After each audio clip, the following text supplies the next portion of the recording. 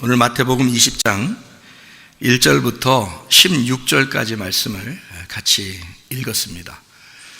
여기에 보면 아침에 일찍 일하러 온 사람도 있고 저녁에 가까이 돼서 일하러 온 사람도 있습니다. 우리는 어떻게 보면 지금이 말세의 마지막을 사는 것이다 이렇게 보면 되는데요.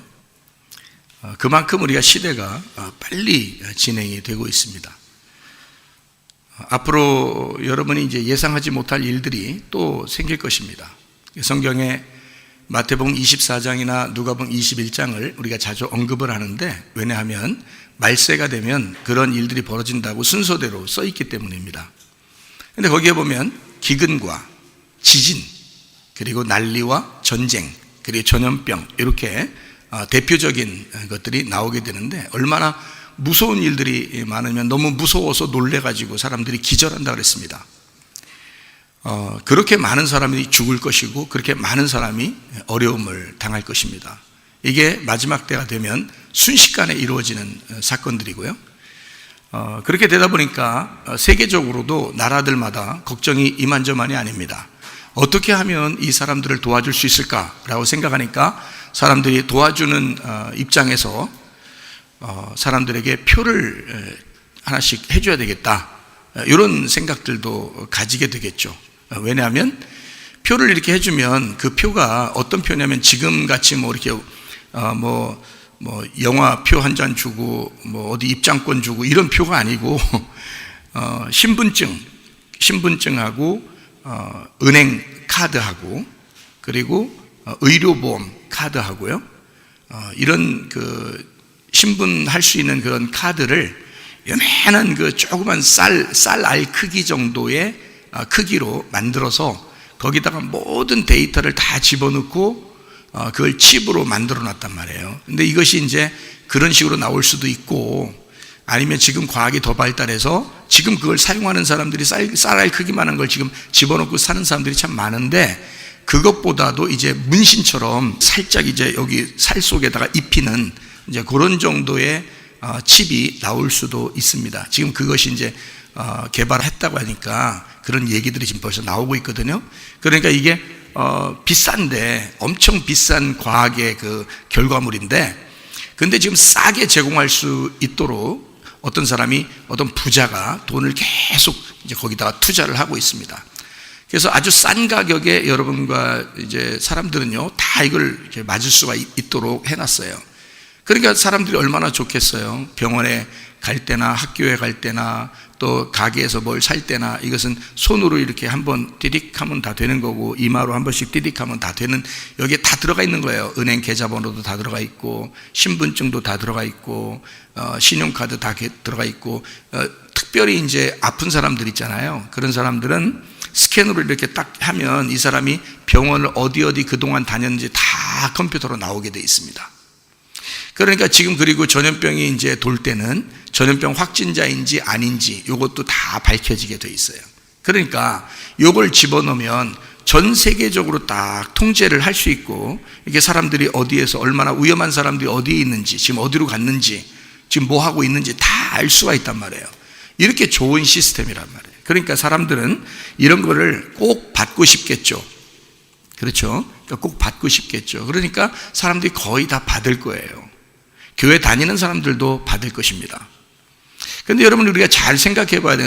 우리는 성경을 아는 사람들이고 성경을 배우는 사람들이니까 이런 표를 우리가 받아야 되냐 말아야 되냐라고 하는 것은 우리가 좀 고민을 해 봐야 돼요. 왜 그러냐면, 성경에는 하나님의 인이라는 게 있습니다. 도장처럼 하나님의 인을 친다는 그런 말이 있고요.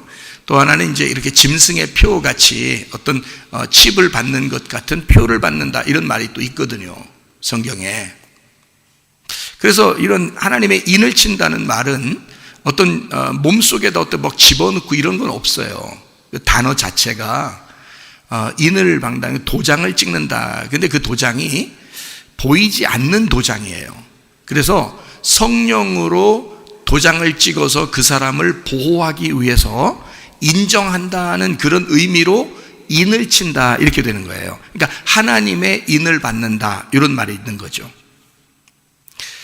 그런가 하면 이제 짐승의 표라고 하는 것은요, 속으로 영적인 보이지 않는 얘기를 하는 게 아니고 실제적으로 몸속에 뭐를 집어넣는 걸 얘기하는 것입니다. 그게 차이점이에요. 그러니까 하나님의 인은 보이지 않는 거, 또 짐승의 표는 보이는 거 이렇게 되어 있어요. 이게 이제 성경에 나오는 이제 표를 받는 사람은 하나님 나라에 들어갈 수가 없다 이렇게 나와 있는, 그 사람들이 아이고 뭐 받아도 어떻게 꼭 받으면 지옥 갑니까 이렇게 말하는데, 그건 뭐 하나님이 하시겠지만 사람들은 다 받아도 된다, 믿음으로 천국 가는 거지 라고 할 거예요. 근데 진짜 믿음 가진 사람은 성경을 볼 것이고, 성경을 보는 사람들은 딱 보기만 해도 알아요. 그런 짐승의 표를 받으면 안 된다고 나와 있기 때문에, 요한계시록 13장에 나와 있기 때문에요, 그걸 받으면 천국 가기가 쉬울까 어려울까 그건 각자 판단을 해야 되겠죠. 그런데 분명한 사실은 하나님은 우리에게 보이지 않는 진리의 말씀으로 성령의 인을 치신다. 그게 하나님의 역사고요. 사람들은 그거랑 비슷하게 보이는 것으로 뭔가 사람에게 집어넣으려고 한다. 그게 이제 지금의 짐승의 표 같이 앞으로 나올 666 뭐 이런 얘기들이죠. 그럼 여러분이 생각해야 될 것은, 자, 보이게 직접 몸 안에 집어넣는다는 거 했죠. 이제 문신이나 또는 뭐 이렇게 그 주사바늘 같은 거로 해서 쌀알 크기만 한 거 집어넣든지, 아니면 문신 형태로 나오든지, 아니 그렇게 할 거예요. 직접 그렇게 하고 있는 사람들도 있고요 지금. 그리고 기독교인 중에서 수많은 사람이 그걸 받을 것입니다. 왜 받느냐? 그 목사님들이 야, 그 영적인 얘기지, 그거 뭐 받는다고 지옥 가냐? 예수님 믿으면 천국까지? 이제 이렇게 할 거란 말이에요. 그런 얘기를 텔레비에서도 많이 나오게 될 것이고 앞으로, 그리고 그 일반적인 교회들에서 얘기할 거란 말입니다. 이것을 조심해야 돼요. 왜냐하면 성경에는 그 단어라고 하는 게 그냥 쓰여져 있는 게 아니에요. 이 짐승의 표라고 할 때 그 표는요, 요한계시록에만 주로 나와 있습니다. 다른 데는 안 나오고요. 근데 이것은 분명히 겉으로 보이는 거예요. 그런데 하나님의 인을 받는다, 우리가 하나님의 인친 받은 자 되었다, 하나님이 우리를 표시했다 할 때는 보이지 않는 얘기를 하는 거예요. 그러니까 우리는 보이지 않는 하나님을 믿는 사람들입니다. 보이는 걸 믿는 게 아니고, 보이는 건 성경에서 말하면 우상이라고 그러고요, 보이지 않는 하나님을 믿는 사람들입니다 우리가. 그래서 예수님도 부활하고 난 다음에 뭐라고 그러냐면 제자들한테, 너희가 보지 못하고 믿는 자들은 더 복이 있도다 이렇게 말씀합니다. 보이지 않는, 다시 말하면 부활한 예수님을 우리가 믿는 거라는 거죠. 그러니까 보이는 표적을 믿는 게 아니라 사실은 믿음으로 천국 가는 것입니다. 보이지 않는 거니까, 보이지 않는 하나님을 믿는 거예요. 그런데 사람들은 다 그렇게 말할 수 없으니까 직접 보여줘야 되는 거거든요. 자, 여러분 잘 생각해 보세요. 우리 여기 이제 예배당에도 무지개가 이렇게 있습니다. 그런데 여러분 성경에 보면 창세기에 노아의 홍수가 나고 표시를 한 것이 무지개였습니다. 지금까지 그 무지개는 지금도 하늘에 비가 오고 난 다음에는 무지개가 이렇게 뜨게 되고요, 어떤 때는 맑은 하늘에도 무지개가 뜹니다. 아마 습기가 있기 때문에 아마 뜨겠죠. 어쨌든 무지개라고 하는 것이 지금까지, 노아의 홍수 이후로부터 지금까지 무지개라는 게 있습니다. 여러분 무지개, 그러면 여러분 무지개의 색깔을 가장 좋아하는 사람들이 누구죠? 무지개 배지 달고 다니고 막 이러면서 무지개 좋아하는 사람들이 있는데요, 그 직접 무지개를 자기들은 좋아한다, 무지개 색깔을. 그 동성애자들입니다. 그렇죠? 근데 여러분과 저는 그러면 무지개 좋아해요, 안 좋아해요? 좋아하죠. 어떤 무지개 좋아해요? 동성애자들처럼 나도 우리도 무지개 좋아하니까 무지개 달고 다니자 이런 거예요? 그거 아니죠. 보이지 않는 무지개를 좋아하는 것입니다. 보이지 않는 무지개인데, 무지개는 어떤 현상이 벌어지냐면 물과 불이 있을 때 무지개가 나타나거든요. 물과 빛이 있을 때. 그러니까 물 가운데 빛이 있으면 무지개가 나타나요. 그래서 창세기 때도 물이 있고 그 다음에 빛이 옵니다. 그죠? 그게 창조의 시작이에요. 그러니까 무지개라고 하는 것은 성경에서 노아 홍수 이후에 하나님께서 우리의 인간에게 주시는 하나님의 언약이었습니다. 하나님의 언약. 누구를 설명하려고 한 거죠? 이 땅에 오시는 예수님을 설명하려고 무지개를 주신 거예요. 그것이 물과 불의 만남이고, 그래서 너희가 물과 성령으로 거듭나지 아니하면 하나님 나라에 들어갈 수 없다라고 하는 예수님을 설명하려고 무지개가 있었던 거거든요. 그러니까 그 무지개는 우리가 저런 무지개를 쳐다보고 믿는다거나 또는 무지개 배지를 달고 다녀서 우리가 무지개를 사랑한다는 것이 아닙니다. 무지개는 오로지 예수 그리스도라고 하는 하나님의 언약을 우리에게 다시는 심판하시지 아니하고 자기가 그 심판을 담당하고 우리를 구원하시겠다는 그 예수님의 언약을 믿는 것입니다. 어떻게 믿는 거죠? 보고서? 아니죠. 보이지 않는 무지개의 언약의 예수님을 믿는 거죠. 이해가 되십니까? 천국에 가는 것은 우리가 보이지 않는 영적 세계를 믿고 가는 것입니다. 천국도 보이지 않아요. 영이라는 하나님도 안 보입니다. 그렇지만 우리는 믿음으로 믿는 거예요. 그리고 이 성경이라고 하는 이 보이는 책 안에 보이지 않는 하나님이 계십니다. 그러니까 우리는 이 보이는 책을 믿는 게 아니라 이 속에 있는 하나님을 믿는 거죠. 이해가 되죠? 그러니까 우리는 어떤 사람은 겉으로만 이렇게 성경책을 펴놓고 들고 다니고 성경책만 이렇게 사랑하는 그런 사람이 있을지도 모르겠습니다. 우리는 사실은 이 속에 있는 내용이 중요하고 속에 있는 예수님이 더 중요하죠. 그러니까 보이지 않는 것을 믿는 거지 이 보이는 성경을 믿는 게 아니란 말이에요. 이해가 되죠? 무슨 말인가? 그러니까 성경은 다 보이는 것과 보이지 않는 것에 대한 말씀이에요. 그러니까 하나님이 우리를 인친다는 것도 보이지 않는다는 얘기예요. 보이지 않는 것으로 진리의 말씀이라는 것으로 너희를 도장 찍어서 내가 너희를 보호하고 책임질 거야. 너희들 나를 볼 수는 없지만 내가 너희들을 책임질 거야. 그게 아버지 하나님의 약속이에요. 그게 하나님의 인치는 것이란 말입니다. 근데 이 세상은 안 그래요. 보이지 않는 것을 우리에게 줄 수는 없죠.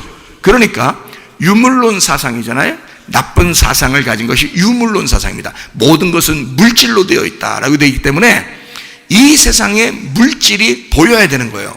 다시 말하면 야, 돈 없는데 너 돈 있다고 쳐. 이렇게 하면 안 믿어요. 응? 야, 좋은 나라에 어느 날 보진 못하지만 갈 거야. 이렇게 하면 안 믿어요. 진짜 돈을 줘야 돼.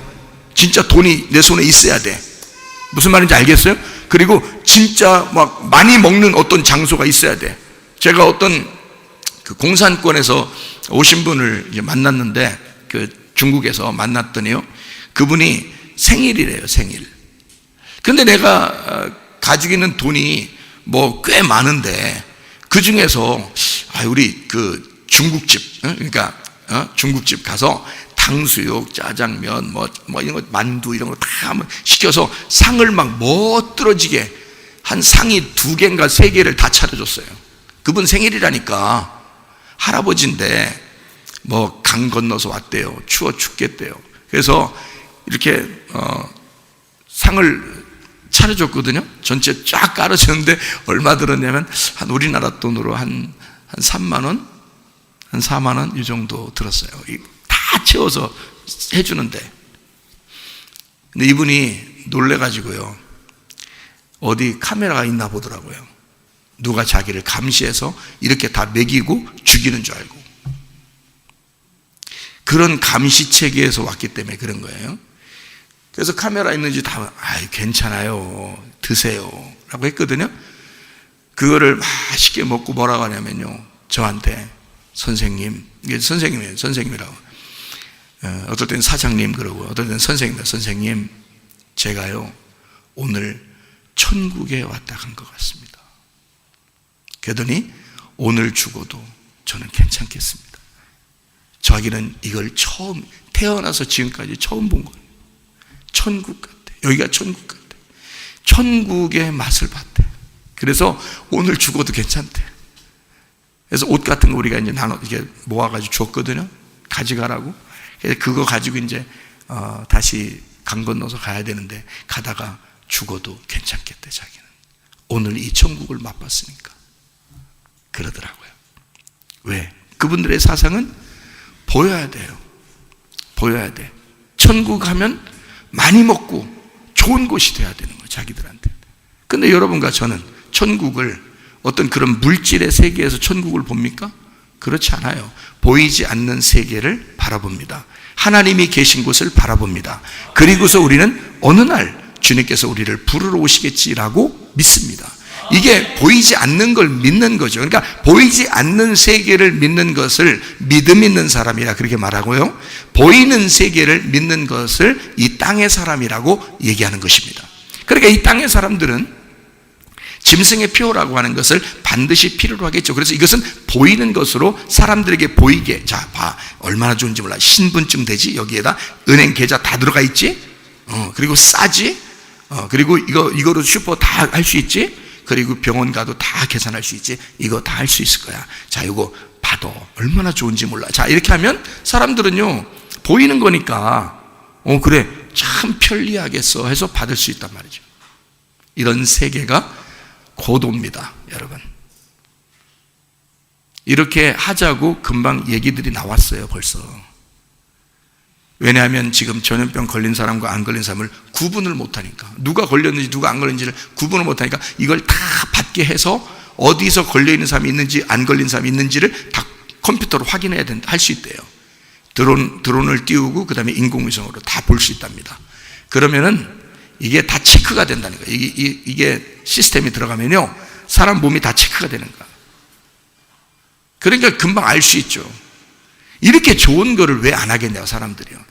다 하게 되겠죠. 그러니까 큰 교회에서나 또는 어떤 목사님들은, 자, 이거는 영적인 얘기니까 받아도 돼. 우리 믿음으로 그냥 총가잖아? 이러면서 이런 것은 세상 사는 동안에 필요한 거니까 받아도 돼. 이렇게 얘기할 것입니다. 그러나 우리는 그렇지 않습니다. 제가 성경을 구분해 보니까 딱 어떻게 구분되냐면, 하나님 쪽에서 주시는 건 보이지 않는 걸 주시는 거고요, 이 땅에서 짐승이 주는 건 보이는 것을 줍니다. 그러니까 여러분이 보이는 것 때문에 현혹당하지 말고 보이지 않는 생명나무 대신 예수님을 믿으셔야 됩니다. 그래야 천국 가는 거예요. 이게 분명히 성경에서 구분하기 때문에 그런 거죠. 그래서 이렇게 짐승의 표를 이렇게 집어넣는 것은요, 살을 긁어서 뾰족한 것으로 긁어가지고 집어넣는다는 카라그마, 카라소라는 그런 단어에서 나온 단어예요. 그거는 요한계시록에 주로 있을 거예요. 다른 데는 거의 안 나타납니다, 이 단어가요. 그러니까 짐승의 표 있는 부분에만. 그래서 성경 요한계시록 20장 4절에는요, 그런 표를 안 받은 사람들이 1000년 동안 왕노릇하게 될 것이다 라고 써 있습니다. 그걸 받은 사람들은 다 지옥에서 심판을 받는다, 이렇게 써 있어요. 그래서 기독교인들만큼은 그걸 반대하겠죠. 안 받는 사람이 있겠죠, 그죠? 그러니까 교회들 다니는 사람들 전체를 놓고 볼 때 약 10% 정도는 안 받으려고 할 것입니다. 그러면 나라적으로 볼 때나 다른 사람들이 볼 때, 야, 이 사람들 나쁘다, 왜 좋게 해주려고 그러는데, 왜 서로 잘 살고 행복하자는데 왜 너희들은 안 받고 도망 다니려고 그러고 왜 이상하게 행동하려고 그러냐, 유별나다라고 얘기할 것입니다. 그게 우리들에게 대한 세상의 핍박이 될 거예요. 근데 우리는 분명한 이유가 있습니다. 성경에 나와 있는 대로 우리는 하는 거죠. 예를 들어서 그 사람들이 정말 하나님께서 주시는 지혜로 자기들이 하고 있다면, 받는 사람은 받게 하고 안 받는다는 사람은 내비두면 될 거 아니에요. 그렇지 않아요? 근데 안 받으면 왜 너희들 나를 반대해 그러면서 죽이려고 할 것이고 잡아가려고 할 것이고 이럴 거란 말이에요, 앞으로. 성경에 그렇게 나와 있어요. 그러니까 그 문제 때문에 앞으로 이 문제 나오면 종교통합, 정치통합, 경제통합이 이루어져요. 또 하나가 된단 말이에요. 세계가 하나가 되자고 서로 이제 의견이 나올 것이란 말입니다. 그러면 칩이 반드시 나오게 돼 있어요. 그 표가, 짐승의 표가. 그럼 여러분은 짐승의 표 그러면 어떻게 해요? 짐승의 표 이렇게 생각하니까 또 헷갈리는 거예요. 여러분, 짐승의 표가 아니라 사람의 표입니다. 사람의 표. 다시 말하면 사람이 사람 구실하면서 살아가는 표란 말이에요. 그게 보세요. 자, 먹을 거 사 먹어야 되죠. 은행해야 되죠. 병원 가야 되죠. 신분증, 자기 그거 다른 사람들에게 신분을 알려줘야 되죠. 이러려면 사람이 살아가는 표시란 말이에요. 그거를 짐승의 표라고 써놨기 때문에 그런 거지. 하나님 쪽에서 볼 때는 그 그런 사람이 짐승 같은 거야 라고 해서 짐승의 표라 그런 거예요. 그러니까 사람들이 속을 수밖에 없죠. 야, 뿔 달리고 누군가가 막 억압해서 막 삼지창 들고 와가지고 받아 그러면 안 받는 사람도 많겠지 더. 근데 그게 아니라 사람이 살아가는 데는 이게 정말 필요한 거예요. 신분증, 은행, 병원, 학교, 직장 월급도 다 거기로 들어올 겁니다. 누가 안 받겠어요?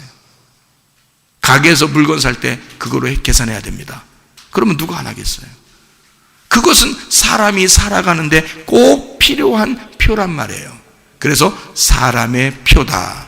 짐승의 표 666이니 곧 사람의 숫자다라고 나와 있잖아요.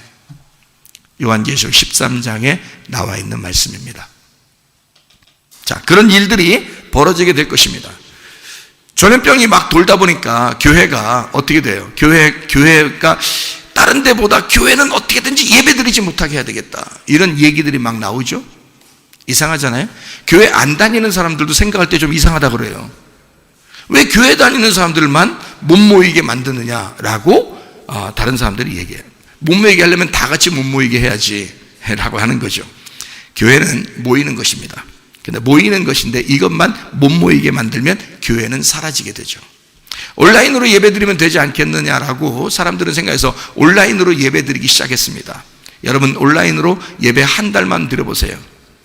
자기 자세가 어떻게 되나? 자세들이 다 흐트러집니다. 알아요? 그리고 예배 끝나고, 온라인으로 예배 끝나고 난 다음에 어떻게 하겠어요? 자, 텔레비 딴 데 틀어라. 예? 아니면 또 게임하고 앉아있고 핸드폰 보고 앉아있고, 식구들끼리 말이죠. 생각을 해보세요. 자, 온라인으로 예배 드린다고 말은 그렇게 하고 그것도 하나님이 여러분과 함께 하십니다 라고 얘기는 할 거예요. 그러나 실제로 온라인으로 예배 드리는 한 달 후를 여러분 한번 잘 상상해 보세요. 아이들은 예배 끝나자마자 게임할 것입니다. 핸드폰을 보고 놀 것입니다. 어른들은 예배 끝나자마자 텔레비 딴 거 방송 틀으면서 앉아서 소파 앉아서 놀고 그렇게 있을 것입니다. 오락을 즐길 것입니다.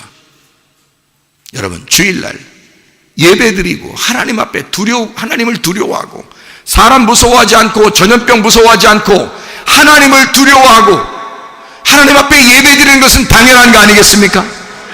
근데 사람들의 마음을 완전히 바꿔버리는 거예요. 그러니까 하는 말이, 그렇게 온라인으로 예배드리고 텔레비전 보면서 예배드려도 참 예배를 드릴 수가 있습니다. 우리 마음이 중요한 거지요 라고 얘기할 거란 말이에요. 그렇게 얘기하면서 그런 예배를 드려도 괜찮다고 얘기하면 거기 앉아서 예배 드리는 사람 마음이 어때요? 위로받겠죠. 굉장히 위로를 받는단 말이에요. 위로받으면서 그렇지, 그래, 저 사람 말이 맞아, 저 목사님 말이 맞아, 이렇게 생각할 거란 말이죠. 여러분, 그가 하나님을 두려워한 거예요? 사람을 두려워한 거예요? 하나님을 두려워한 거예요? 전염병을 두려워한 거예요? 우리는 하나님을 두려워하는 사람들이란 말입니다. 그러니까 하나님 앞에 예배 드리는 거죠. 예배는 교회고 교회는 예배란 말이에요. 모임이 교회고 교회가 모임이고 그 모임 자체가 예배란 말이에요. 여러분, 하나님을 두려워하기 때문에 우리는 보이지 않는 하나님 앞에 예배하러 모이는 사람들입니다. 그분의 말씀을 들으러 모이는 사람들이고요. 이해가 되십니까? 근데 사람들의 생각이 바뀌어버린 거예요. 그 생각을 바꿔놓으려고 하는 거예요. 그러니까 온라인으로 예배 드려도 괜찮다고 얘기하고 사람들은 거기에 현혹되죠. 그렇게 현혹된다고 얘기하면 사람들이 싫어합니다. 에이, 그렇게 하나님이 어디든지 함께 하는데 뭘 현혹된다고 말하냐고 그렇게 얘기할 수도 있습니다. 여러분, 한 달만 온라인으로 들으면 사람들 마음이 다 흐트러져 버려요. 그는 뻔할 뻔째예요. 내가 안 봐도 비디오다. 안 봐도 탁 드러나요. 안 봐도 나와. 근데도 사람들의 말에 귀를 기울여서 거기에 자기 마음을 다 쏟아요. 그게 맞다고 생각해요. 여러분, 그거 아닙니다. 속은 것입니다. 이런 전염병이나 말세가 되고 이런 환난이나 기근이나 고난이나 핍박이 오면은 첫 번째로 누가 먼저 피해를 당하냐면 그리스도인들입니다. 교회가 핍박을 당하게 되어 있습니다. 그래서 심판을 어디부터 시작하냐면 교회부터 시작하는 겁니다. 에스겔서 9장 6절의 말씀을 한번 볼까요? 에스겔서 9장 6절의 말씀 이렇게 되어 있습니다. 뭐라고 되어 있냐면 여기에요. 늙은 자와 젊은 자와 처녀와 어린아이와 여자를 다 죽이되 이마에 표 있는 자에게는 가까이 하지 마라. 내 성소에서 시작할 것이니라. 하나님의 성소에서 시작하겠다는 거예요. 그죠? 그들이 성전 앞에 있는 늙은 자들로부터 시작하더라. 성전부터 심판하겠다는 얘기입니다. 이때 하나님의 인을 받아야 돼요. 왜 성전부터 심판하기 시작하냐면, 왜 그러냐면 알곡 신자를 골라내기 위해서예요. 타작하기 위해서 그런 거예요. 추수하기 위해서 그런 거예요. 먼저 믿는 사람을 고르기 위해서 그런 거예요. 그래야지 환란이 와도 그 사람들이 지켜내니까. 그 사람들이 지켜낼 때 다른 어둠에 속한 자들이 저 사람들이 뭐야? 저 사람들은 뭐 하는 사람들이야? 이렇게 쳐다보게 될 것이니까.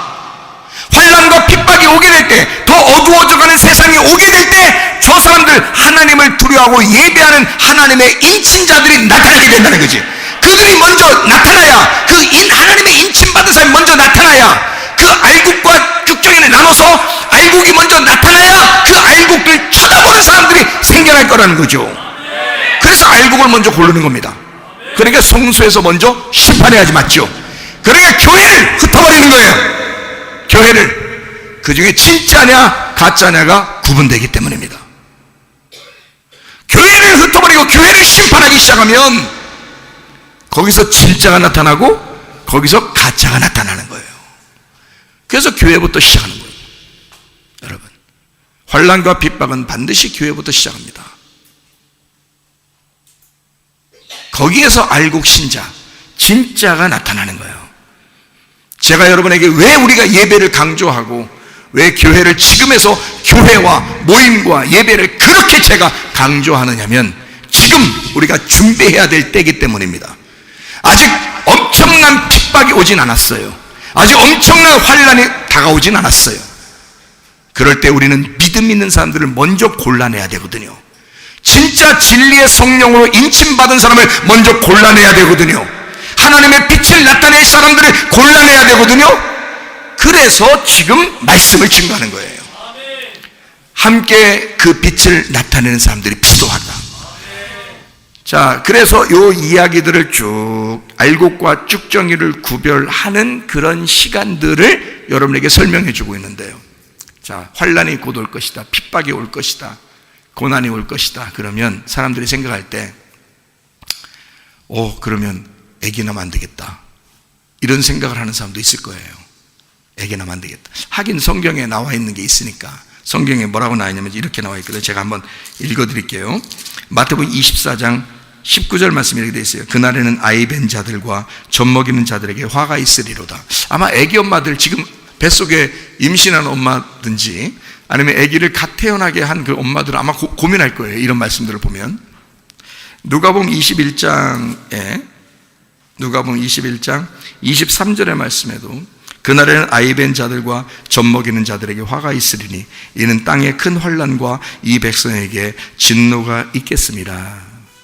교회 다니는 사람들에게 진노가 있을 것이고 심판이 있을 것이고 환난이 올 거니까 아이 벤 자들을, 젖 먹이는 자들에게는 화가 있을 것이다, 이렇게 되어 있습니다.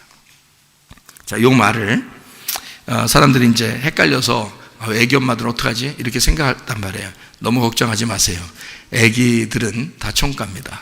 뱃속에 있는 아이들이나 갓 태어난 아이들은 다 천국 가요. 환란이 와서 이 세상이 끝장나면 다 천국 가요. 자기가 스스로 생각해서 판단하고 선택하는 사람들은 예수님을 선택해야 됩니다. 짐승의 표를 받지 말아야 되고 선택을 해야 되는데, 근데 그렇지 않고 어린아이들은 천국 가요. 그걸 분명히 아셔야 됩니다. 자, 이 말씀들이 뭔가 한번 설명해 주고 바로 넘어가도록 하겠습니다. 누가복음 23장 29절의 말씀에 보니까 이런 말씀이 있습니다. 보라, 날이 이르면 사람이 말하기를 잉태하지 못하는 이와 해산하지 못한 배와 먹이지 못한 젖이 복이 있다 하리라, 이렇게 되어 있거든요. 그러니까 성경의 말씀대로 확실히 아기가 없는 자가 복이 있다는 얘기가 맞죠. 그죠? 아이고 다행이다, 우리 아기들 다 컸는데 아이고 다행이다 이렇게 생각하는 사람이 있을지도 모르겠어요. 분명히 아기들은 다 총각나겠어요, 갓난아이들은. 그런데 이 얘기는 어디에 말씀하고 같이 봐야 되냐면 이사야 54장 1절하고 같이 봐야 되는 말씀이에요. 근데 그 말씀을 같이 안 보면 그 말씀, 지금 내가 읽은 말씀만 보면 사람들이 헷갈린 거예요. 그래서 이사야 54장 1절 말씀에, 우리 교회는 아기 엄마들이 꽤 있으니까 제가 설명을 해줘야 될 것 같아서 그래요. 말세에 환란이 오게 되면 어려워하면 어떡하나 이런 이제 생각들이 사람들이 있을지 몰라서 제가 설명을 해드리려고. 이사야 54장 1절에 잉태하지 못하며 출산하지 못한 너는 노래할지어다. 산고를 겪지 못한 너는 외쳐 노래할지어다. 이는 홀로 된 여인의 자식이 남편 있는 자의 자식보다 많음이라 여호와께서 말씀하셨느니라. 이렇게 되어 있습니다. 자, 이 말은 어디 말씀하고 같이 되는 말씀이냐면 갈라디아서 4장에 있는 말씀하고 같이 있는 말씀입니다. 갈라디아서 4장 있는 말씀하고 같이 되어 있습니다. 4장 27절 말씀, 기록된 바 잉태하지 못한 자여 즐거워하라. 산고를 모르는 자여 소리질러 외치라. 이는 홀로 사는 자의 자녀가 남편 있는 자의 자녀보다 많음이라 하였으니 라고 되어 있습니다. 자, 이게 갈라디아 4장은 누구에 대한 설명이죠? 사라와 하갈에 대한 이야기입니다. 하갈도 아이를 낳았고 사라도 아이가 없었는데 낳았어요. 그러니까 아이 없는 자가 누구였냐면 사라였습니다. 그러니까 자식이 없는 자가 복이 있도다라고 이사야 54장 1절에 예언해 놓은 말을 그리고 갈라디아 4장에 얘기한 겁니다. 그러니까 자 보세요. 아기를 낳는다는 것은 축복이란 말이에요. 성경에서 아기를 낳는다는 건 축복인데 하나님의 아들을 낳는다. 그래서 아들을 낳으면 축복이다라고 되어 있는 거예요. 그러니까 성경에서는 아기를 낳으면 메시아를 낳는, 하나님의 아들을 낳는 축복이다라고 설명하고 싶어서 아기를 못 낳은 엄마가 복이 있다. 누구? 사라가 복이 있는 자다. 누구를 낳았으니까? 이삭이라는 예수님을 낳았으니까 그 사람이 복이 있다. 그래서 이삭 한 사람을 낳았더니 그 아들을 또 낳았어요. 야곱과 에서를. 그 중에서 야곱이 또 12아들을 낳았습니다. 그리고서 밑으로 쭉 이스라엘 백성들이 생겼거든요. 근데 여러분과 저는 누구의 자손이라고 얘기하죠? 믿음의 조상 아브라함의 자손이라고 그래요. 우리 이스라엘 백성 아니잖아요. 우리 한국 백성이잖아. 근데 왜 우리는 아브라함의 자손이라고 그러죠? 믿음의 자손들. 그러니까 전 지구에 있는 하나님의 백성들은 누구 자손이라고 할까? 아브라함의 자손이라. 아브라함의 자손이라면 아브라함이 누굴 낳았어요? 이삭을 낳았지. 이삭을 낳았는데 이삭은 어떤 여자가 낳았어요? 사라가 낳았지. 근데 그 사라는 원래 씨가 있었어요? 없었어요? 원래 없었죠. 다시 말하면 이 땅에서의 자기 남편이 없었던 거지. 그래서 아기를 못 낳았었지. 근데 하나님이 낳게 해줘가지고 낳은 아들이, 하나님이 주신 아들이 이삭인 거예요. 이해가 돼요? 그 아들을 낳았더니, 하나님의 아들을 낳았더니 수많은 그 밑에 모든 하나님을 믿는 백성들이 다 사라와 아브라함의 자녀들이다라고 그렇게 인정하더라는 말이에요. 우리 모두가. 그러니까 더 많은 자녀들이 되었죠. 그죠? 하나님 나라의 모든 백성들은 아브라함과 사라의 자손, 믿음의 조상 아브라함의 자손들이 총 가는 거니까 천국에 간 모든 사람들이 하나님의 자손이 된 거죠. 아브라함의 자손이 된 거죠. 그러니까 원래는 남편이 없어서 씨가 없는 그 여자가 아이를 낳게 되었다. 누구를? 예수, 하나님의 아들을 낳게 되었다라고 하는, 그가 모든 심판을 끝낼 것이다. 환란이 오게 되고 고통이 오게 되고 힘든 일들이 오게 될 때 우리는 그러니까 누구를 사모해야 돼? 예수 그리스도를. 내 속에, 내 배 안에, 내 마음 안에 예수 그리스도를 잉태하셔야 된다, 그 말이에요. 그게 축복이라는 거죠. 예, 무슨 말인지 아시겠죠? 세상에 아이가 없는 자가 복이 있도다. 무슨 아이가 있어야 되니까? 하나님의 아이가 내 속에 있어야 되니까. 그게 복이 있도다라고 말씀하시는 장면이죠. 자, 여러분은 지금 아기 낳고 안 낳고 상관없어요. 환란이 와도 여러분 뱃속에 있는 아이나 태어난 금방 아이들은 다 총가요. 그냥 그 말이 아니라고요, 성경은. 그러니까 우리 속에 예수를 잉태해야 된다는 그 설명을 하고 싶어서 성경에 쓰여 있는 내용이라고요. 그 내용이에요. 그러니까 마지막 때 어떤 자가 복이 있도다? 이 땅의 자식이나 땅의 젖을 먹이는 자가 아니라 하나님의 아들을 잉태하는 자가 복이 있도다. 그 얘기를 하는 거예요. 보이지 않는 하나님의 아들이 내 속에서 잉태돼야 된다는 거야. 보이는 자식이 아니라 보이지 않는 아들이 내게서 잉태가 돼야 된다. 그게 복이 있는 것이다 라고 설명을 하는 장면들입니다. 자, 오늘 마태복음 20장 1절부터 16절까지 말씀을 설명하고 마치도록 하겠습니다. 마태복음 20장 1절부터 16절까지 말씀을 여러분이 한번 보세요. 뭐라고 되어 있나? 자, 여기는 포도원 품꾼들에 대한 이야기거든요. 근데 사람들이 오는 시간이 있었어요. 언제 왔어요? 삼시세끼 먹어야 된다 할 때 삼시가 아니고 삼시라는 게 있어요. 그리고 육시라는 게 있고요. 그 다음에 구시라는 게 있어요. 그 다음에 11시 이렇게 왔습니다. 그럼 여러분이 상식적으로 생각해 볼 때 3시, 6시, 9시 다음에 뭐가 나와야 돼요? 12시가 나와야 되죠. 3, 6, 9, 12 이렇게 나와야 되니까. 그렇죠? 그런데 3시, 6시, 9시, 그 다음에 11시라고 되어 있단 말이에요. 여러분 이것이 이제 사인인데요. 성경의 사인. 그걸 한번 잘 생각해 봐요. 3시는 우리나라 시간하고 이렇게 6시간 차이가 나요. 그쪽의 시간하고요. 그래서 6시간을 더해 보세요. 그러면 몇 시예요? 9시죠? 3시 그러면 9시 왔다는 말이에요. 사람들 보통 일 언제 시작하죠? 아침 9시에 시작하죠? 그래서 9시에 왔다. 처음 일 시작할 때 왔다. 그 말이에요.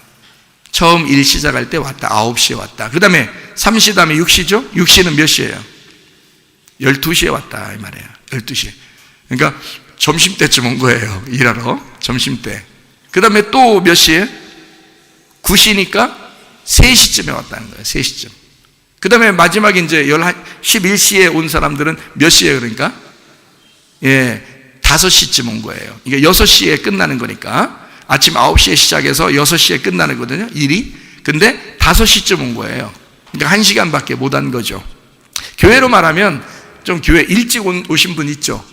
교회를 어릴 때부터 원래 처음부터 다녔던 분들, 이런 분들이 있는가 하면 이제 요즘 말세라 세상 뒤숭숭하니까 야 교회 가서 교회 좀 가보고 준비 좀 해야 되겠다 해서 요즘 교회 나오시는 분들도 있을 거 아니에요. 그러면 요즘 나오시는 분들은 마지막에 온 거죠. 마지막 시간에 온 거고, 원래 어릴 때부터 다닌 사람들은 이제 앞에 온 거죠. 먼저 예수님을 믿은 사람들이니까. 그죠? 어떤 사람은 중간에 온 사람이 되는 거고요. 그죠?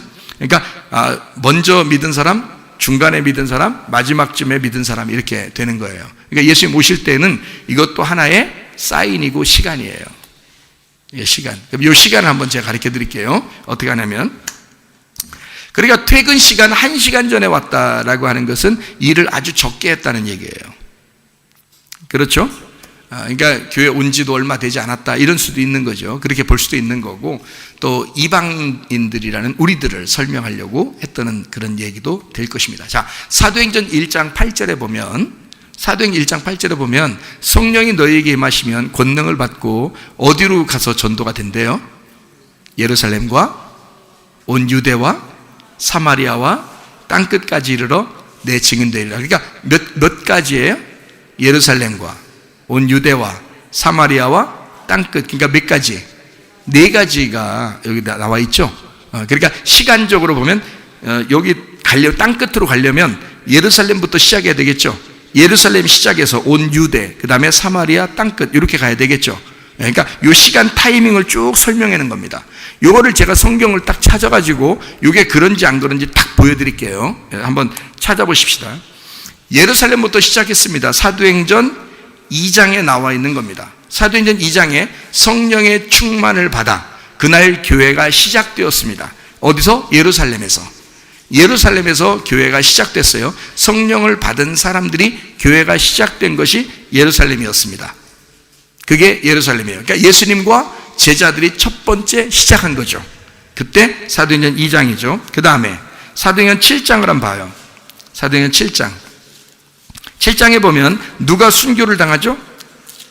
스데반. 스데반은 이스라엘 사람인가요? 사마리아 사람인가요? 이스라엘 사람이죠. 온 유대입니다. 사마리아가 전도되기 전에 먼저 유대인들이 다 전도를 받아야 돼요. 그러니까 스데반이 죽으면 누가 구원을 받겠어요? 바울이 구원을 받아요. 그러면 그 바울을 통해서 어디로 가게 되죠? 이방인들에게 가게 돼 있어요. 그러니까 성경 한번 찾아봐요. 자, 온 유대 스데반 순교하게 되고 고넬료가 전도받기 전까지입니다. 그게 유대인의 전도가 다 끝나야 돼요. 그때까지가.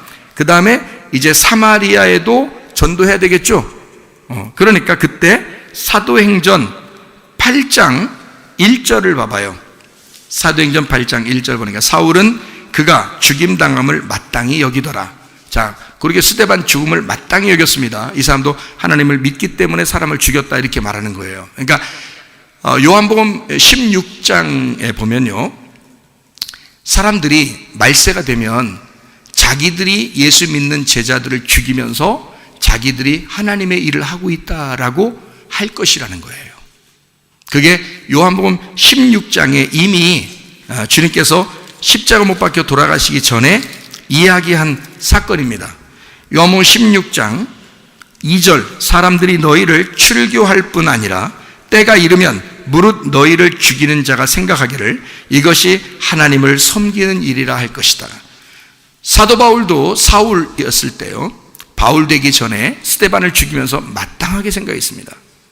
여러분, 지금 교회 예배를 드리지 말라고 하는 것은 비정상인데도 불구하고 하나님은 교회를 세우고 모임을 만들고 예배를 드리는 것이 이게 성경적인 규칙이었습니다. 그런데 이것을 막는다는 건 비정상적인데도 불구하고 사람들을 도와주는 것이라고 생각하고 있기 때문에 이것은 마땅히 모이지 말아야 된다고 생각하는 것입니다. 이상하지 않습니까? 잘 생각해 보셔야 돼. 자, 사마리아의 사도행전 8장에 5절을 봐요. 빌립이 사마리아 성에 내려가 그리스도를 백성에게 전파했다. 이렇게 되어 있죠? 14절입니다. 예루살렘에 있는 사도들이 사마리아에도 하나님의 말씀을 받았다 함을 듣고 베드로와 요한을 보냈다 그랬어요. 그러니까 그 전까지는 사마리아에 복음이 전파되지 않았었던 거죠. 그래서 거기 사마리아에 처음 복음이 전파됐다는 것을 알게 되고, 그리고 베드로와 요한도 한번 가봐야 되겠다 이렇게 얘기한 거죠. 무슨 말인지 알겠어요? 그러면 이 사마리아 전도를 누가 했어요? 빌립이 했다 이렇게 나와 있죠. 빌립 집사님이 사마리아를 전도했단 말이에요. 처음으로. 그죠? 그 전까지는 전도를 하지 않았습니다. 유대인들만 전도했어요. 그러니까 첫 번째는 예루살렘을 했고 두 번째는 온 유대에 전도가 이루어져 스데반이 죽을 때까지 계속 유대인들만 전도됐습니다. 사마리아 사람이나 이방인은 한 명도 전도되지 못했습니다. 사도행전에서요. 근데 순서대로 스데반이 죽고 난 다음에 바로 이어서 사마리아가 전도됩니다. 이해가 되겠어요? 성경을 이렇게 찾아보니까. 자, 그 다음에 사마리아가 전도되고 난 다음에 이제 땅끝으로 가야 되겠죠. 땅끝으로 가야 되니까 바울을 선택하는 겁니다. 성경에서. 그래서 바울이 거기서 회개하게 돼요. 그래서 바울이 회개하게 되고, 그리고 바울이 회개되는 게 사도행전 9장이에요. 사도행전 9장. 그리고 10장에 고넬료가 구원받아서 이방인 전도가 시작되는 것입니다. 그 베드로가 열쇠로 열어줬다 그랬죠. 이방인 세계를. 자, 바울이 가는 그 여정을 한번 보면 여러분 9장과 10장을 잘 한번 보고요. 그렇게 보고서 13장을 이제 보시면 이렇게 되어 있습니다. 13장 2절에 주를 섬겨 금식할 때 성령이 이르시되 내가 불러 시키는 일을 위하여 바나바와 사울을 따로 세워라. 그렇게 이야기하죠. 그 다음에 13장 46절 봅니다. 46절이요. 바울과 바나바가 담대히 말하여 이르되 하나님의 말씀을 마땅히 먼저 너희에게 전할 것이로되, 원래는 너희들에게 먼저 전하는 게 맞는데 너희가 그것을 버리고 영생을 얻기에 합당하지 않은 자로 자처하기로 우리가 이방인에게로 향하노라. 자, 땅끝으로 가겠다는 얘기예요. 그죠? 이방인들에게 가겠다. 그건 뭐 있을 수 없었던 일입니다. 이 당시에도 사도행전 시대에 베드로도 고넬료 구원받을 때 깜짝 놀랐거든요.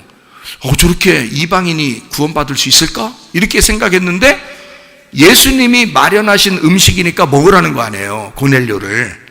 그래서 고넬료가 구원받은 거거든요. 그것도 깜짝 놀랄 일인데 바울이 이제는 선포하는 거예요. 우리는 이방인에게 가겠다. 47절, 사도행전 13장 40절, 주께서 이같이 우리에게 명하시되 내가 너를 이방의 빛으로 삼아 너로 땅끝까지 구원하게 하리라 하셨느니라 하니, 이렇게 되어 있죠. 그러니까 여러분, 자, 사도행전 1장 8절에 있는 말이 다 이루어지는 거죠. 예루살렘과 온 유대와 사마리아와 땅끝까지 이르러. 그래서 땅끝으로 전도가 다 되고 있는데, 그렇게 되고 있는 사람들 중에서 마지막 시대에 사는 사람이 우리란 말이에요. 지금 땅끝으로 지금 계속 전파돼서 이제 전 세계적으로 기독교를 모르는 데가 없고 기독교를 다 퍼치게 됐는데, 그 중에 마지막 사는 사람들이 우리니까, 우리는 어느 시간에 오는 사람이냐면 11시에 오는 사람들, 다시 말하면 오후 5시에 온 사람들이란 말이에요. 그러니까 일이 끝나기 6시면 일이 마감되고 퇴근하는데 그 6시 바로 전에 1시간 남겨놓고 온 사람들, 그게 지금 우리들이에요. 그 1시간 남겨놓고 왔는지 왜 제가 그렇게 얘기하냐면, 예수님과 그 제자들과 바울을 통해서 이방인으로 전도가 되기 시작하고 지금 2000년 지났어요. 2000년 동안 땅끝에 전도가 이루어졌다고. 그러니까 그 땅끝의 전도의 마지막을 뭔가 사인을 보여줘야 되겠죠. 사인을 보여줘야지 성경에서, 야, 성경에 너 성경 잘 봐봐, 이러이러한 일이 있으면 마지막 끝날 거야, 예수님 오실 거야 라고 되어 있는 말씀들이 있는데, 그게 바로 노아 시대, 소돔과 고모라 시대, 로마 멸망할 던 시대, 그때를 잘 보라 이거야. 두 가지가 현저하게 나타나고 있다. 음란과 폭력이다. 여러분, 지금 로마 시대가 멸망하고 난 다음에 지금까지 동성애가 그렇게 발달할 때가 있었나요? 그 전에 우리 어릴 때도 보면 있었나요? 그런 얘기들이 있었나요? 없어요. 동성애가 그렇게 발달한 때가 지금 20년도 안 됐습니다. 잘 생각해 보세요. 마지막이 되면 음란이 판을 치게 됩니다. 여러분, 성경에서도 그런 사람들은 하나님의 나라에 들어갈 수가 없다, 로마서 1장에 나오거든요. 남자가 남자를, 여자가 여자를 그렇게 불의하게 살게 되면 하나님 나라에 들어갈 수 없다. 그들은 하나님을 싫어하는 자들이다 라고 써 있습니다, 로마서 1장에. 근데 지금 그런 역사가 일어나고 있다.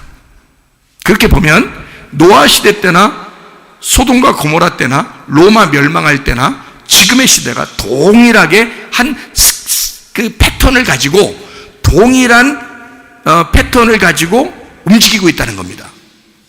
그러니까 성경에서는 뭐라고 딱 얘기해 놓을 수 있냐면, 그래, 너희들 멸망할 때가 오면, 예수님 재림하실 때가 오면 너희들은 성경을 잘 봐, 노아 시대와 소돔과 고모라 시대 같을 거야. 그렇게 되는 걸 보면 너희들도 준비해라고 써 있습니다. 그게 마태복음 24장하고 누가복음 21장이에요. 여러분, 누군가가 교회를 핍박하고 교회를 죽이려면 분명한 이유가 있어야 합니다. 이유가 있으니까 교회 사람들을 미워하는 거예요. 여러분, 우리 교회가 예배드리면서 모였다고 해서 미움받을 만한 일이 있나요? 사실은 그렇지 않죠. 그냥 보면 평상시 같으면. 그런데 전염병이 돌 때 같으면 모이면 요거도 먹는 것입니다. 그렇잖아요? 이유가 분명한 거예요. 저 사람들을 미워할 수밖에 없는 게, 저 사람들은 유별나다 이거야. 너희들은 왜 이렇게 꼭 말을 안 듣냐, 이렇게 되는 거죠. 이유가 분명했죠. 분명한 명분이 생겨야 핍박을 하는 겁니다. 히틀러 시대 때가 그랬습니다. 일제강점기 때가 그랬습니다. 6.25 사변 때가 그랬습니다. 꼭 교회만 불을 태우고 교회 다니는 사람들만 죽였습니다. 이상하죠? 하나님을 믿는 사람들을 죽인 사건들이 지금까지 계속 보면요, 지금도 마찬가지예요. 공산국가는 기독교만 미워해서 다 없애버립니다, 교회를. 이슬람 국가도 교회만 없애버립니다. 참 희한하죠. 아니, 그들이 예배드리면 뭐 큰 해를 끼칩니까? 다른 사람들한테? 그렇지 않아요. 모여서 예배드리면 큰 해를 끼치는 게 없어요. 근데도 사람들을 죽였습니다. 지금도 죽이고 있어요, 그런 나라들은요. 그런데 분명한 명분이 있을 때는 전 세계적으로 기독교를 미워할 수가 있단 말이에요. 근데 그 명분이 뭐냐면, 전염병이 돌면 집에서 나오지 말고 모이지 마세요, 그렇게 얘기하고 싶겠죠. 그러면 충분한 이유가 되죠. 바로 그것입니다. 그리고 또 하나는 이제 칩이 나올 것이고 전 세계가 똑같이 너희들 투명하게 신분증도 받고, 그리고 의료보험도 받고, 그 다음에 학교도 가게 되고 직장도 가게 되고, 그 돈을 그렇게 써야 되고, 슈퍼도 그걸로 해야 되고, 병원도 그걸로 해야 되고, 신분증도 그걸로 해야 돼. 다 받아. 안 받을 거야, 안 받을 거야. 그러면 너희들 왜 또 유별나? 이렇게 된다는 말이죠. 그러니까 그때 또 반대가 될 것이란 말이죠. 그래야 뭐 이유가 있어야 뭐 미워하든지 핍박을 하든지 할 거 아니에요. 근데 전염병 때문에의 그 이유는 굉장한, 지금 교회 모이지 말라고 하는 이런 굉장한 일들이 지금 벌어지고 있습니다. 그리고 사람들은 그 모이지 말라고 하는 쪽을 굉장히 다 이해하고 있습니다. 교회 다니는 사람들도 그걸 이해하고 있습니다. 이상한 일들이죠. 우리 교회 주변에 학교가 있어요. 점심때 되면 한 3, 40명이 우르르 몰려다닙니다. 마스크도 안 쓴 사람이 있고 마스크 쓴 사람들도 있습니다. 우르르 몰려다녀요. 저는 점심때 기도하러 왔다 가기 때문에 전 매일 봅니다. 매일마다 한 번도 빠짐없이 월요일부터 금요일까지 계속 학교 여기 3, 40명이 나갔다가 들어왔다가 같이 모여서 밥 먹었다가 막 침 밖에 길에다 팍 뱉었다가 이렇게 하거든요. 나라에서 한 번도 검사 나온 적이 없습니다. 월요일부터 금요일까지. 공무원들은 자기가 일과 시간에 아침부터 저녁까지 시간이 정해져 있어요. 일과 시간. 그 안에는 이렇게 검사도 하고 좀 조심도 시키고 할 수 있잖아요. 한 명도 나오질 않습니다. 일요일 날에는 공무원들이 공식적으로 휴일 날이에요. 쉬는 날이거든요. 근데 일요일 날 아침부터 교회들마다 찾아다닙니다. 교회 예배 드리면 안 됩니다. 교회 예배 드리는 사람 있으면 이름 다 적어 놓으세요. 교회에서 만약에 전염병 걸리면 교회에서 다 물도록 하겠습니다. 벌금도 물리도록 하겠습니다. 한 사람 앞에 300만 원씩. 이런 얘기를 하고 갑니다. 무섭죠. 무섭죠. 월요일부터 금요일까지 일과 시간에는 한 명도 돌아다니지 않다가 일요일 날에 쉬는 날에 일부러 쫓아다니면서 교회에 2번씩이나, 우리 교회도 오늘 일요일 날 같은데 2번씩이나 찾아옵니다. 한 번 와서는 안 되는가 봐. 2번째까지 와서 꼭 얘기를 해요. 이름 다 적어 놓으세요. 다 체크하세요. 이름 다 해 놓으세요. 병 걸리면 교회에서 다 물어줘야 됩니다. 이렇게. 이상하죠. 이상하죠. 이상한 일들이 벌어지는데도 아무도 그게 이상하다고 생각을 안 해. 교회 다니는 사람들도. 왜 그러냐? 그거 우리를 도와주려고 하는 거 아니겠어? 이러잖아요. 자, 베리칩, 칩이 나오면 여러분 도와주려고 하는 거죠. 여러분을 못 살게 굴려고 하는 것입니까? 짐승의 표가 나오면 그게 무슨 뿔 달린 짐승이 와서 표 받으라고 하는 거예요? 사람이 와서 받으라는 거예요. 사람답게 살으라고. 그게 짐승의 표라고 말을 해서 그런 거지. 그게 사람의 숫자다. 그게 사람의 숫자 666이다 라고 얘기하는 거 아니에요. 그게 사람답게 살으라고 하는 거 아니에요. 우리는 이 세상의 짐승 같은 사람처럼 사는 게 아니고 하늘나라의 사람처럼 사는 거예요. 하늘나라의 하나님의 아들 예수 그리스도처럼 살으라고 사는 사람들이 예수 믿는 사람들입니다. 이 땅의 사람처럼 사는 게 아니라 하늘나라의 사람처럼 살으라고 하는 사람들이 교회 다니는 사람들이에요. 그러니까 완전히 다르죠. 안 받을 수가 있는 거지. 그래서 우리는. 근데 사람들은 그것 때문에 받게 될 것이다. 이유가 있으니까, 명분이 있으니까. 자, 무슨 말인지 아시겠습니까? 마지막 때가 되면 이런 일들이 점점 오게 될 것이다. 우리에게 닥칠 것이다.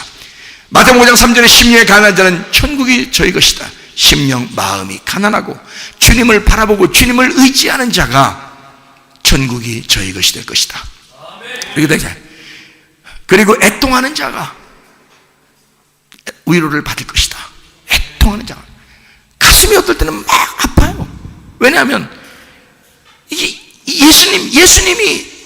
예수님의 그 교회를 자꾸 미워하니까, 사람들이. 그 이상한데도 사람들이 이상하게 생각하지 않으니까, 교회 다니는 사람까지도 그게 이상하다고 생각하지 않으니까, 이상한 일인데도 이상하다고 생각하지 않으니까 마음이 애통한단 말이에요. 마음이 괴롭단 말이에요. 온유한 사람 복이 있나니 땅을 기업으로 받을 것이다 그랬습니다. 그러면 땅을 기업으로 받는다는 말은 땅이 그리스도의 마음이에요. 그리스도의 마음을 우리 안에 주실 것이다. 천국이라는 마음을 주실 것이다. 그거거든요. 땅을 기업으로 받을 것이다. 그런 거예요. 온유한 사람이 짓눌려진 사람, 그것 때문에 괴로워서 힘들게 사는 사람, 이 사람들에게 하나님 나라의 마음을 주시겠다는 거예요. 그게 온유한 사람이 땅을 기업으로 받는다는 얘기입니다.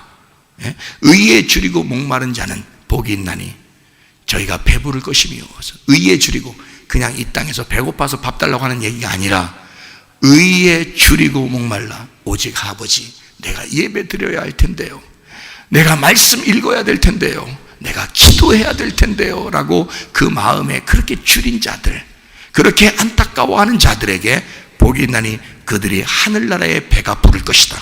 하늘나라에서 너희들에게 먹여주는 그 말씀으로 충만하게 될 것이다. 그 말씀으로.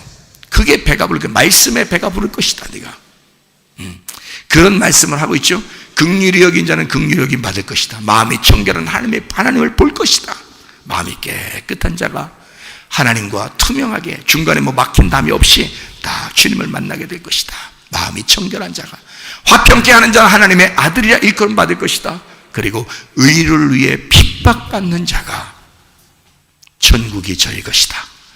의를 위해 핍박받는 자가 천국이 저희 것이다.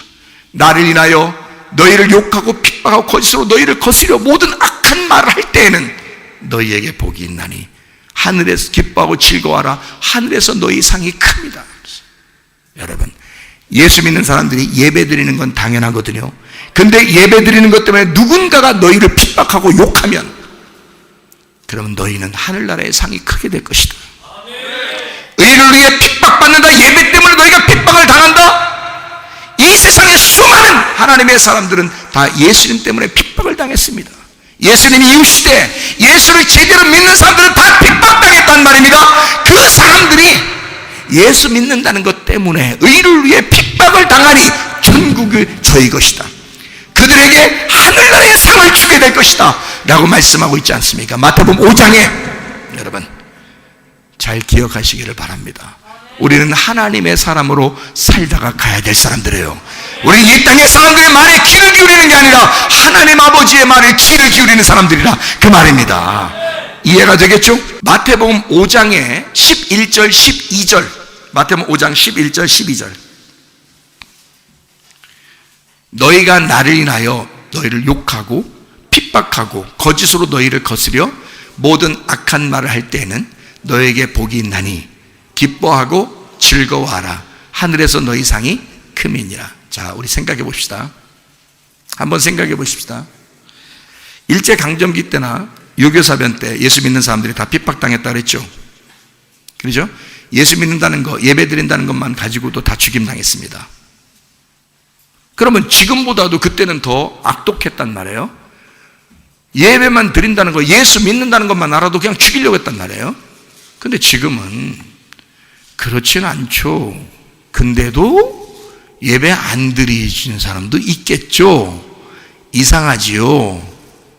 에? 껍질이죠. 껍질이 난지 내가 껍질인지 또 모르는 사람이죠. 주님은 알곡을 먼저 챙깁니다. 큰 환란이 오게 되면 그때 견딜 만한 알곡을 먼저 챙깁니다. 환란 때 그때마다 다 그랬습니다. 그래서 믿음 있는 사람들을 딱 골라놓습니다. 껍질을 딱 구분합니다. 여러분, 분명히 아셔야 돼요. 제가 한 이야기를 해드릴게요. 중세 암흑 시대에도 종교개혁의 신자들이 교회를 위해서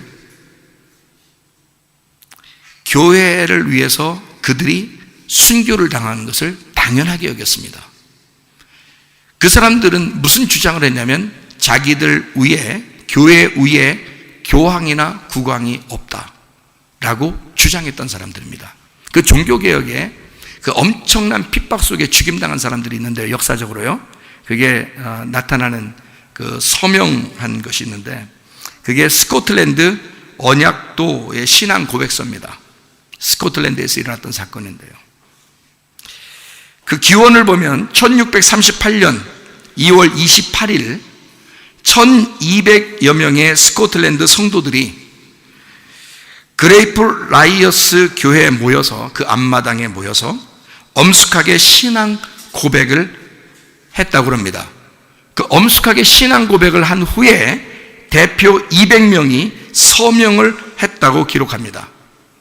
그 서명을 한 그 서명서가 지금 남아있어요. 그게요.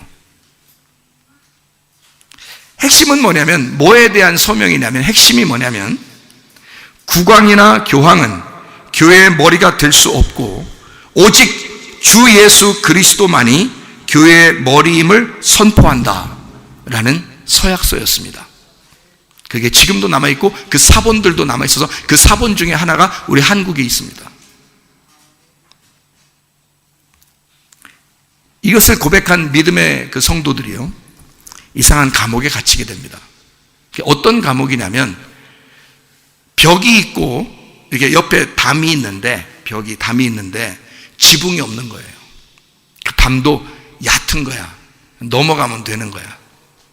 지붕이 없는 거예요. 그러니까 비가 오나 눈이 오나 뭐 추위가 오나 그러면 그냥 그대로 있어야 되는 거예요. 근데 넘어가면 돼. 그러니까 얕으니까 넘어가면 되는 거였어요. 이상한 감옥이죠.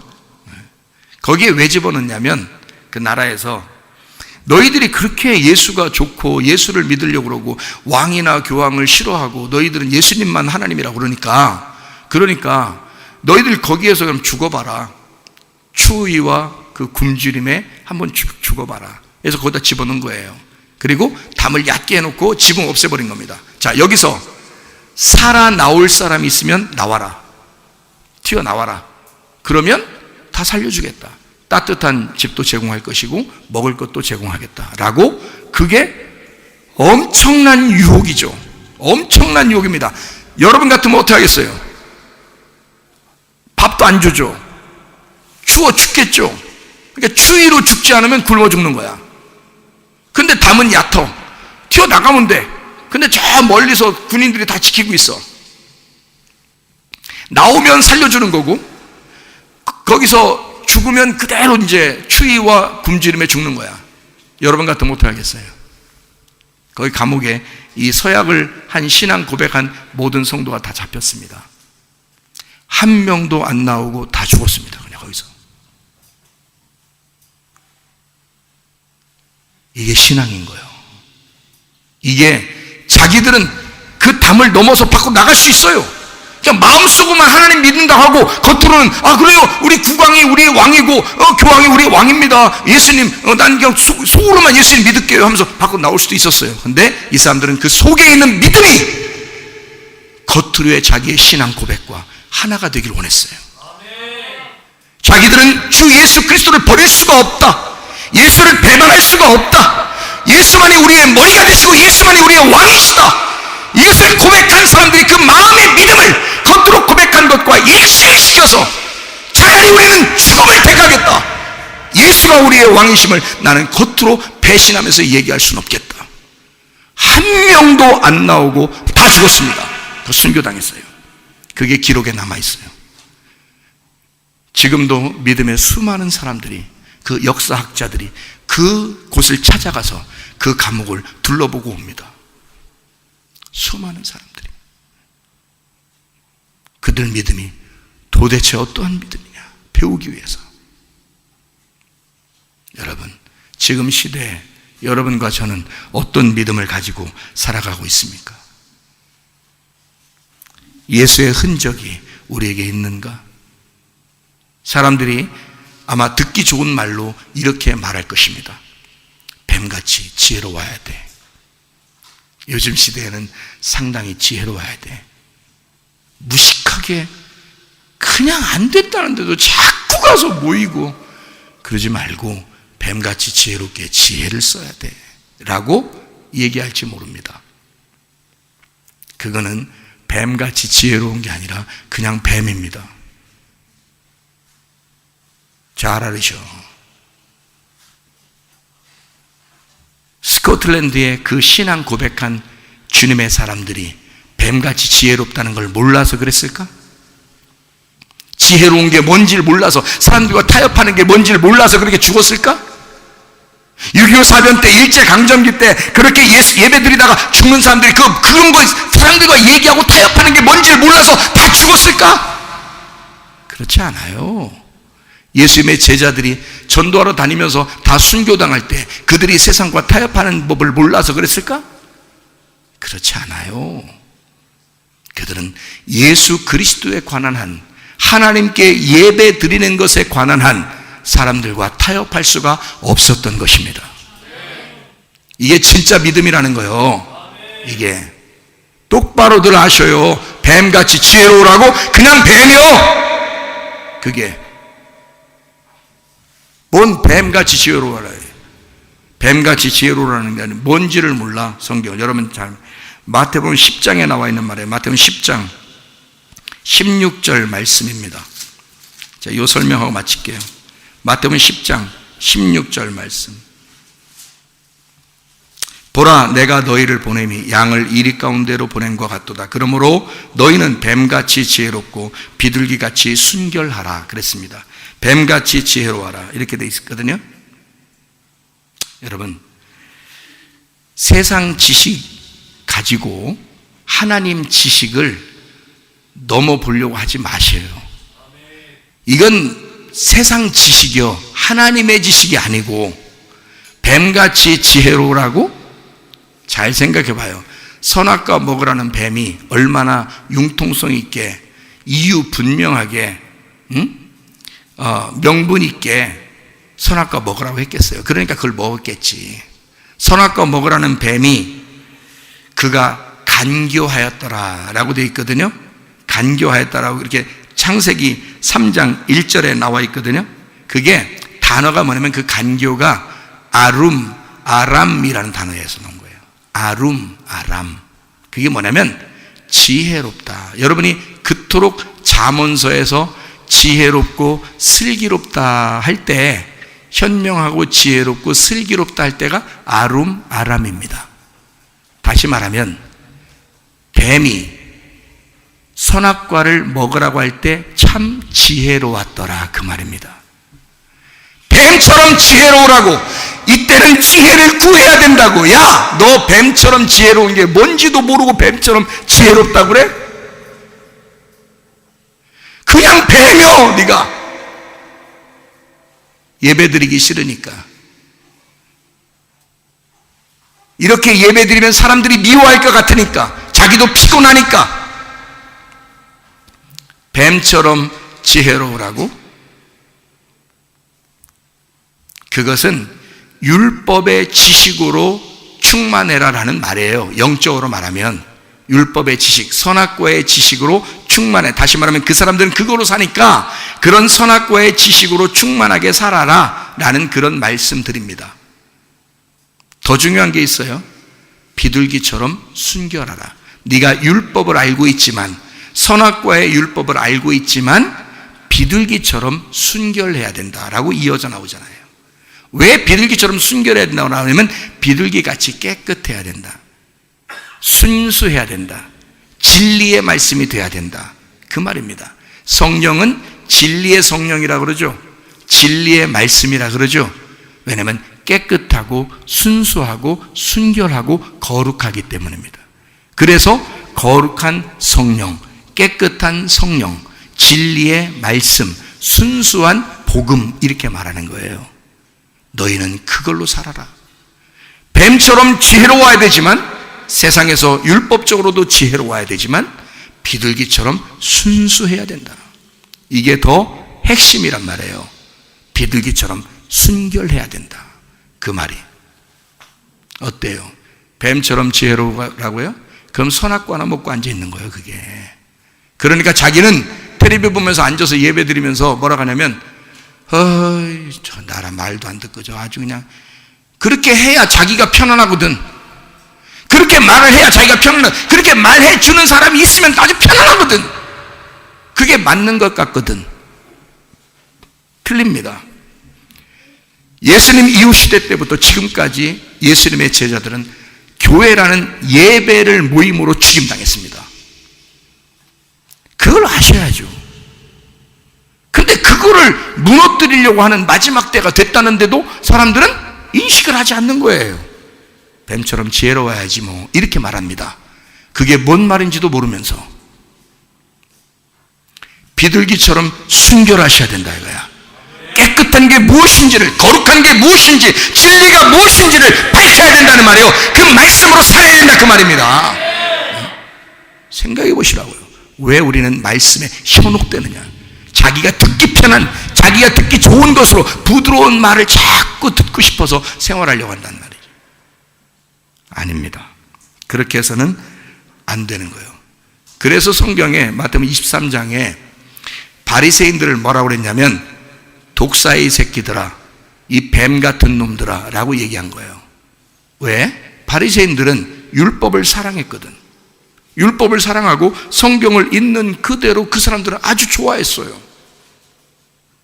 근데 예수님만 싫어한 거야, 그 사람들이. 하나님을 정말 잘 믿는다고 하는 사람들이었는데 그 사람들이 예수님만 싫어하는 거예요.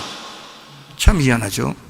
예수님에게만 예배 드린다고 하는 교회를 싫어하는 거야. 다른 건 다 괜찮은데 교회만 안 된대. 이상하지 않습니까? 뱀같이 지혜로워라 라는 말은 바리새인들처럼 지혜로워라 그런 말이에요. 바리새인들처럼 지혜로워야 된다. 그런데 그들은 비둘기같이 순결함은 없어. 그래서 너희들은 비둘기같이 깨끗하고 거룩한 순결한 성령의 사람이 돼야 된다. 이렇게 같이 말씀하려고 한 거예요. 바리새인들 보고 너희들은 뱀 자식이야, 뱀이야, 그냥 너희들은 그냥 뱀이야, 이렇게 말해 예수님이. 그들이 굉장히 지혜로웠는데, 그들은 율법적이었는데, 오직 예수님만 반대했는데, 하나님을 잘 믿었는데 예수님은 그들을 뱀이라고 표현합니다. 이해가 되시겠어요? 그러니까 여러분과 제가 뱀처럼 지혜로우라는 말을 아무렇게나 쓰지 마요. 대도 성경도 모르는 성경 대도 안 된 얘기를 갖다가 누가 해, 사람들이.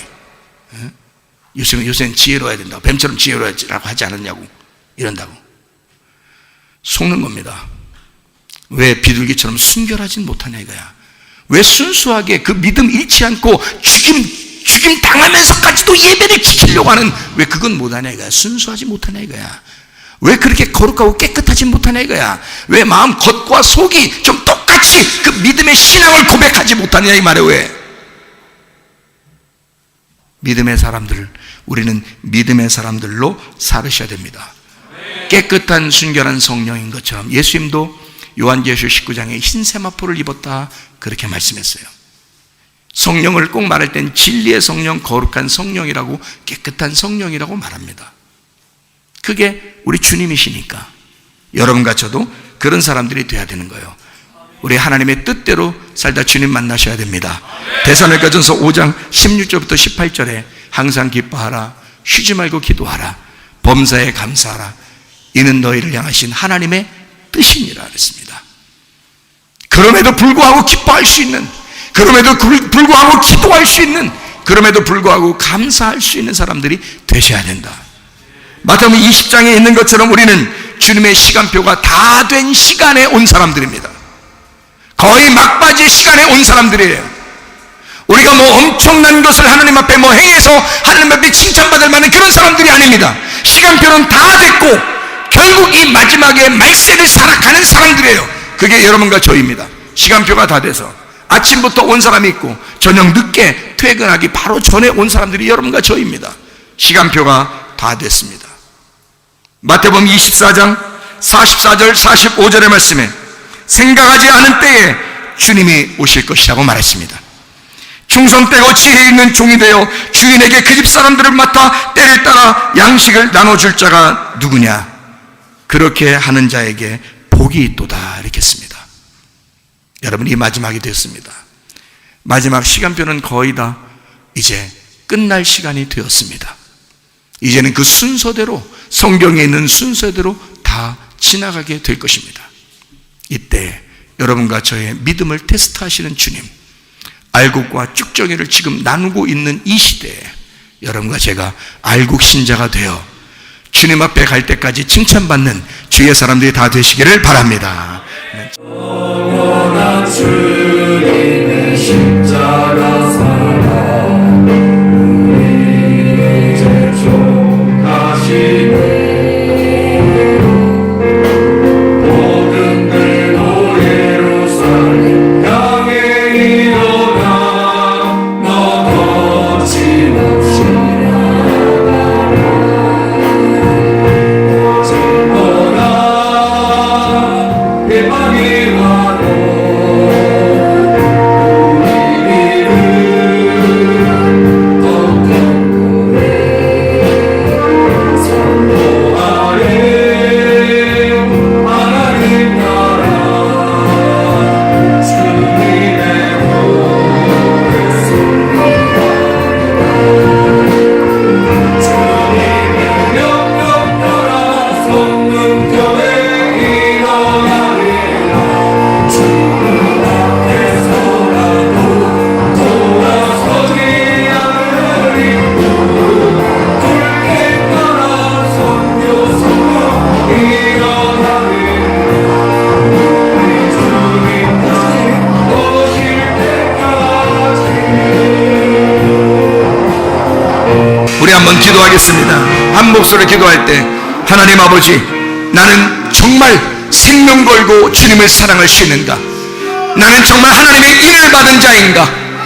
일찍 온 사람이 있고 늦게 온 사람이 있습니다. 아무 상관없습니다. 하나님은 주님의 천국을, 그 말씀을 동일하게 주고 싶어 합니다. 우리는 그렇게 마지막에 온 사람들이지만 그러나 하나님은 우리를 책임지실 것입니다. 주님을 사랑하다가 주님 만나시길 바랍니다. 기도합니다. 우리 하나님 아버지와 인도하시고 사랑하심을 믿습니다.